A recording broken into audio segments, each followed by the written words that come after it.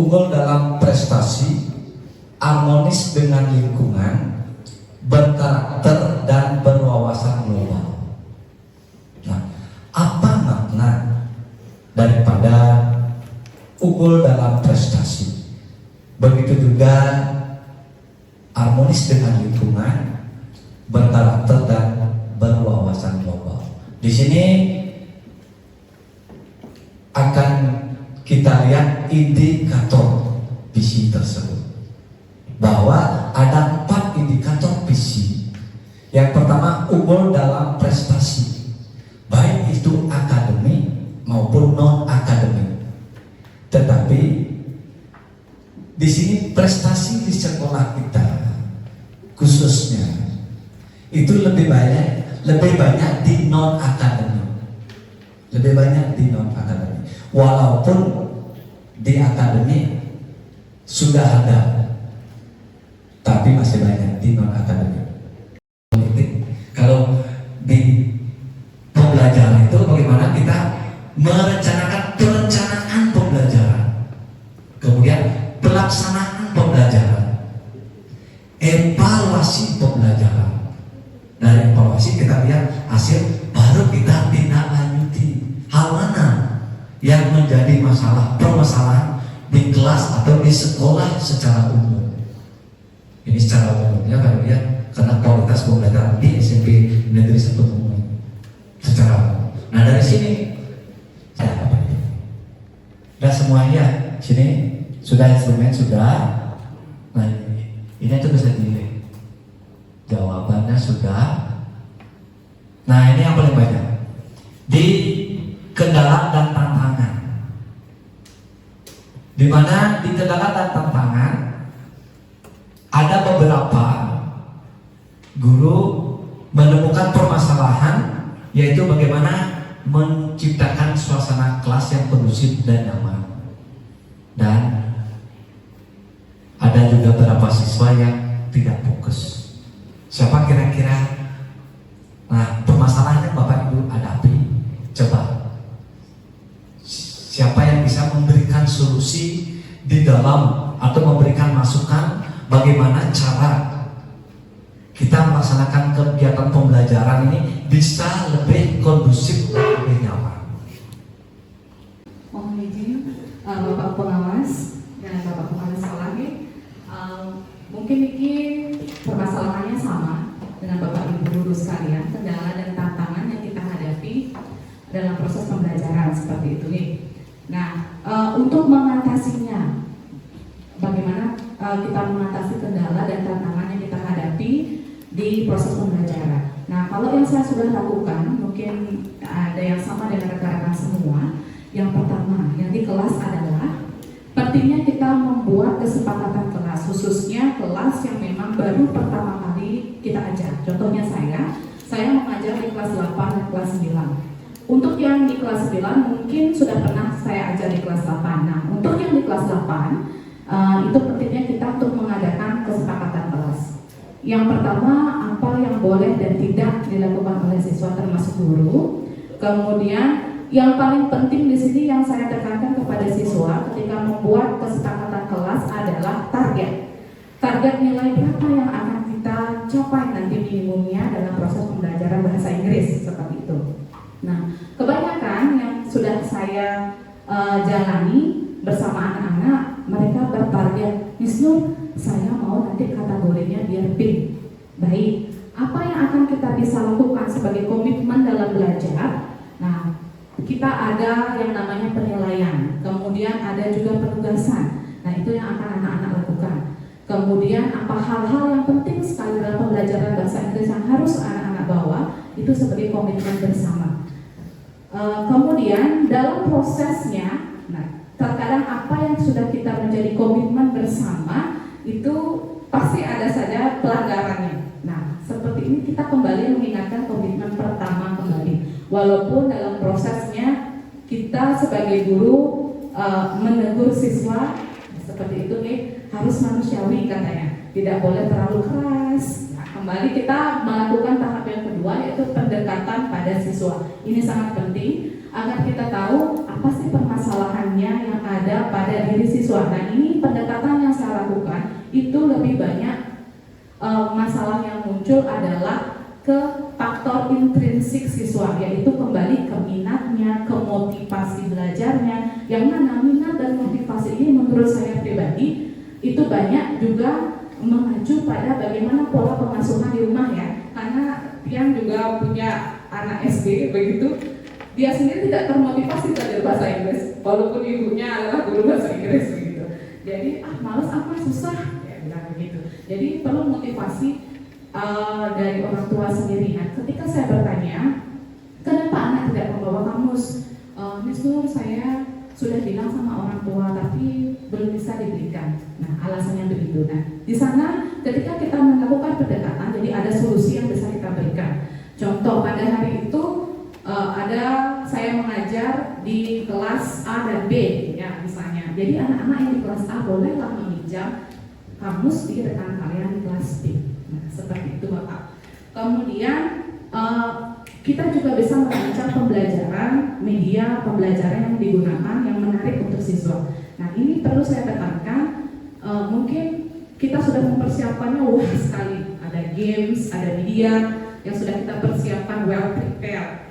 Tetapi kenyataannya tidak semua siswa suka games, tidak semua siswa suka media yang kita pakai begitu. Kadang ada satu siswa cenderung diam begitu Pak ya, dia tidak suka dengan yang ribut, tidak suka yang ramai, dia cenderung tetap diam seperti itu.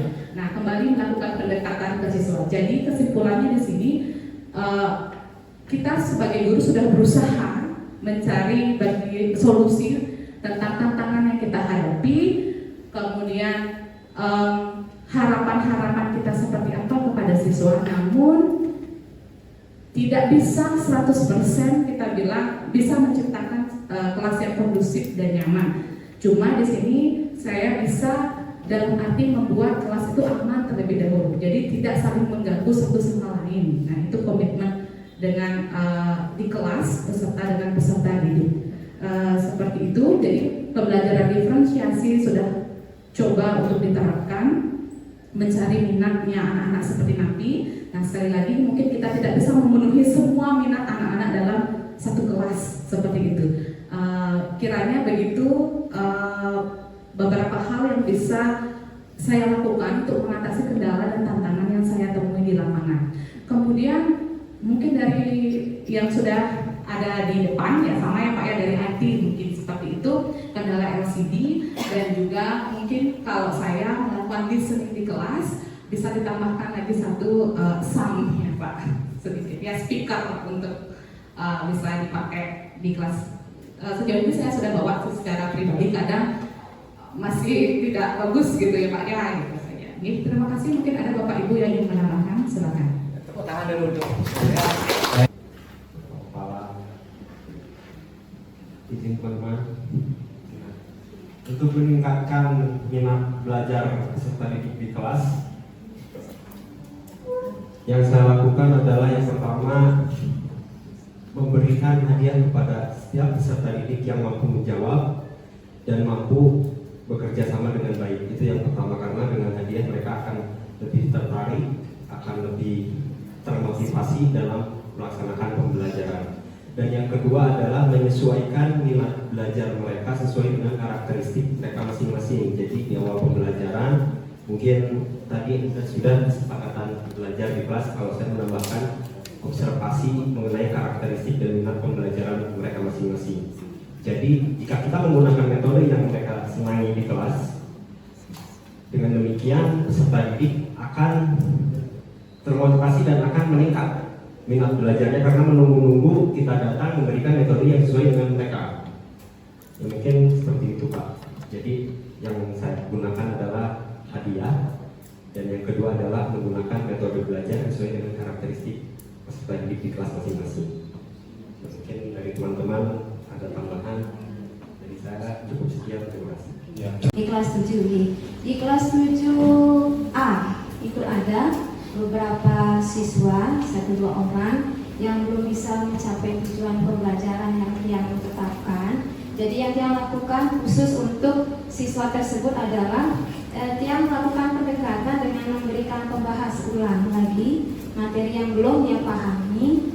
Nah setelah itu dia memberikan remedi untuk anak tersebut untuk mengecek kembali apakah pembahasan ulang yang dia berikan itu sudah bisa mencapai tujuan yang dia tetapkan. Jadi itu yang dia lakukan. Sukses. Terima kasih. Ya, apakah sudah Bu Desa memiliki data itu? Data. Dia melakukan pembahasannya, kemudian hasil remedinya dari hasil analisis. Ya, bagus. Itu solusi dari Bu Desa patut kita hargai. Boleh laksanakan seperti itu. Coba untuk guru yang lain, sesuai dengan pengalaman sukses. Perkenalkan, saya Nilo Widiman Nasi. Saya mengajar bahasa Inggris di kelas 8. Untuk Niki Menten yang ngajar di kelas 8H. Kelas 8H ada satu siswa Nike yang memang dari kelas 7 yang dapat informasi anaknya memang dia saja ya kan di kelas di kelompok. Untuk pembelajaran juga anaknya kurang aktif di situ. Kemudian untuk tes seperti sumatik dan lain sebagainya itu nilainya dan di bawah 2 KKTP dan tidak mencapai tujuan pembelajaran ke siswanya. Kemudian yang mengadakan pembahasan ulang dengan beberapa siswa yang ada di kelas tersebut yang tidak mencapai tujuan pembelajaran tentang materi tersebut, kemudian dia mengadakan remedial di kelas tersebut. Ada beberapa siswa yang memang bisa memiliki nilai yang melebihi dan sudah melampaui tujuan pembelajaran tersebut setelah diulang kembali materinya, tapi ada juga yang sebagian yang belum, terutama yang siswa yang 1 ya kita mengadakan pendekatan dulu apa masalah kendalanya, kemudian ya kita ajarkan lebih gini lagi Pak, nanti namanya lebih intens lagi ke anak juga. Komentar semua. Berarti jawab strategi yang ditempuh, solusi yang ditempuh sama dong dengan Bu Desa saya dengan remedi ya. Bapak Ibu laksanakan segera atau Bapak Ibu menunggu sampai selesai sekian bab atau menunggu sampai tengah semester atau lain sebagainya. Nah, ketika ada anak yang belum mencapai KKTP untuk kurikulum merdeka. Nah, coba Bu Desa terkait dengan jawabnya tadi yang sudah menyampaikan bahwa ada anak yang tidak menyampaikan KTP. Ketika kapan Ibu sampaikan memberikan pembahasan dan remedi itu? Yang dia lakukan itu dia spesifis mengetahui bahwa ada beberapa anak yang belum tuntas, jadi dia melakukan pendekatan untuk anak tersebut langsung sebelum masuk ke materi atau tujuan berikutnya. Yang tuntaskan dulu Nike untuk anak tersebut, lalu dia melanjutkan ke materi berikutnya. Itu dia melakukan, tidak menunggu lagi sudah 1 semester atau 1 masuk ke materi baru berikutnya. Seperti itu yang dia lakukan. Bagaimana ini tambahan dari guru yang lain tentang solusi dari Bu Desa terkait dengan anak yang tidak tuntas terhadap jawab yang diberikan terakhir itu? Gimana pandangan guru yang lain? Bapak Haji, Bapak Kepala Sekolah, Bapak Ibu Sarang Sami, niki tegang semua sebenarnya ya rasanya nih. Yang sedikit Tuh Haji terkait pertanyaan tadi, selama niki dia mungkin lebih banyak mengimplementasikan pembelajaran berdiferensiasi. Jadi untuk di validasi produknya, Tiang biasanya jarang sekali memberikan tes yang berbentuk pulangan harian seperti itu. Mungkin bisa dihitung 1-2 kali untuk semua tujuan pembelajaran. Tetapi Tiang lebih fokus pada proses pembelajaran. Di awal, Tiang bersama siswa memiliki kesepakatan terkait dengan teknik penilaian selama 1 semester. Misalnya yang pertama yang kami sepakati adalah nilai yang paling tinggi adalah keaktifan. Nah, jadi bagaimana mengukur keaktifan yang bisa dengan checklist yang paling gampang yang bisa kita lakukan untuk keaktifan. Jadi bisa dihitung mungkin dari sekian kali pertemuan siapa yang paling aktif, berapa kali itu bisa kita jadikan satu indikator, satu rubrik ya. Nah, yang kemudian yang kedua, ketika di assessment yang dalam bentuk mungkin ulangan itu yang lebih banyak menggunakan aplikasi. Misalnya di Quizzes itu lebih gampang karena di sana anak-anak bisa mengukur sendiri seberapa persen mereka memahami materi atau mencapai tujuan pembelajaran. Makanya Tiang senang sekali minta izin dengan Bapak Kepala Sekolah, anak-anak membawa HP ke sekolah. Tetapi karena mungkin untuk menghindari terjadinya penyalahgunaan HP dalam proses pembelajaran, itu kami sepakat bahwa anak-anak menaruh HP di ruang guru di meja Tiang. Jadi sering meja Tiang penuh dengan HP.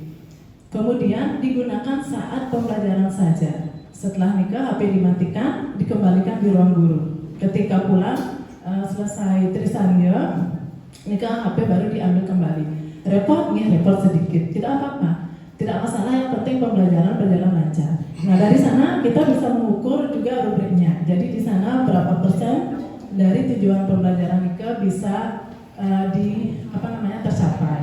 Kemudian yang ketiga, bagi anak-anak yang mungkin masih belum mencapai tujuan pembelajaran, bisa juga mengulang. Karena dari Quizzes, anak-anak bisa mengulang sampai berkali-kali sampai mendapat nilai maksimal. Nah, kemudian bagi anak-anak yang di penguasaan untuk produk yang lain, mungkin penugasan dan sebagainya, Tiang biasanya memberikan penugasan sesuai dengan minat mereka, bakat mereka.